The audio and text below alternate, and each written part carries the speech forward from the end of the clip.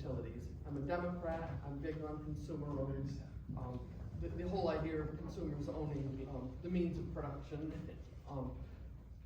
Pragmatically though, this is a huge risk. You are throwing the dice, and of all the guesses that both sides of this argument are making about how it will turn out, the reality is that we won't know until it happens.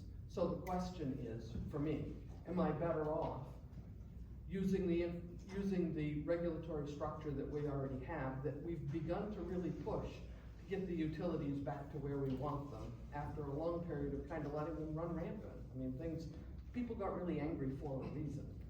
And now I'm seeing a whole lot of improvements in our approach, particularly with the governor's bill that was passed not so awfully long ago. I think it was 1959, maybe, in the 130th legislature, that really sets some new standards and with enforcement. And one of the enforcement actions is if the utilities fail to meet the standards for a year, the PUC can condemn them and force them to sell. I think that's a last-ditch effort that we would take only under extreme circumstances.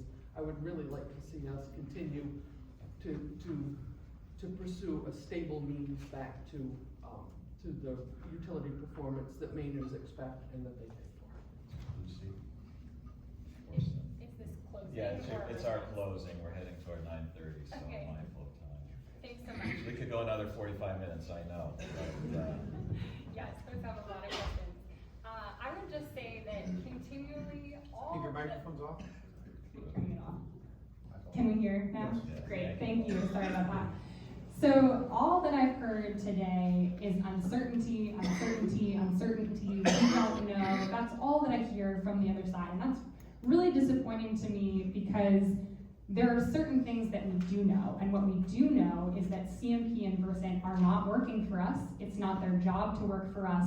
They have been unable to provide reliable power. They have been unable to transition to clean energy, and they have been unable to provide affordable rates. They've been unable to, in essence, serve their customers. And we talk about extreme circumstances, and that's what we're in. We are in a climate crisis, and we are in an affordability crisis. There are people who cannot pay their bills, and there are storms that are continuing to come, and we need a certainty that we will have a utility that is working for us so that we can trust it. And that will only happen with Pine Tree Power. We need a company that is going to be able to be working for the people rather than shareholders and investors that also are tied up in the oil and gas industry. And this regulatory structure that we talk about has not worked for us. It is not set up to work for us. It was created by the utility companies. And so what we need from Pine Tree Power is a utility that is going to allow us to transition to clean energy, that is going to do it quickly, and that is going to do it in a way that works for Mainers. That's only going to happen when the utility is owned by Mainers. That is the only way we are going to be able to have a utility company that we can trust, and that's why I'm supporting Pine Tree Power.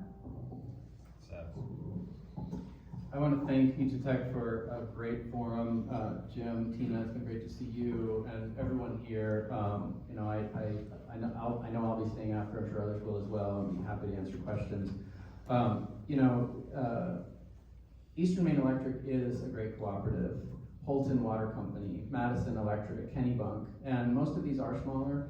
But Eastern Maine Electric was as hard hit as Versant in the recent storm. 20% of both utilities were out at about 1:30 on Saturday.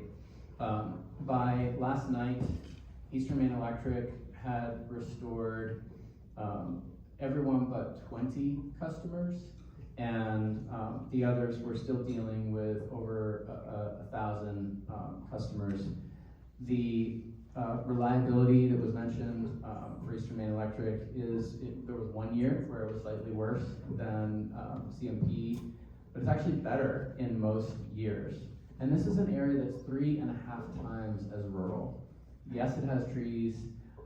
Yes, it has all the same challenges, but it's 3.5 times as rural, 3.5 times as many miles of line per customer.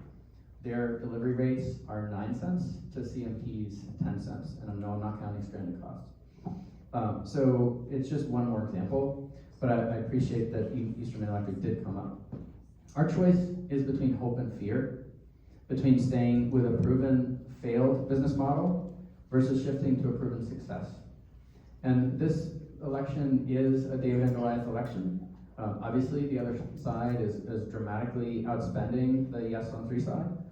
But we know too that Maine has always risen to the occasion in the past, proven that we can do big things here. It was done in the Battle of Machias. It was done when Mainers captured the HMS Enterprise, the HMS Boxer. It was done in the Battle of Little Round Top, right? When the 20th Maine turned the tide at Gettysburg. We did it in referendums from clean elections to ranked choice voting to marriage equality. And here we can do it again. And we can offer a new path, a new solution, which every community that has so far managed to get to 100% clean electricity has used, which all 3 of the leading large utilities use. Public power works. It is the best path to a decarbonized future, because we are going to all depend on that monopoly system of poles and wires that connects this building and keeps these lights on to your workplace, to your home, and to people all the way across the country. That monopoly system needs to be by and for the people, and that is what question 3 and a yes vote will allow us to do. Thank you. Thank you all. I also want to, on behalf of E2Tech, thank you for attending and urge each of you to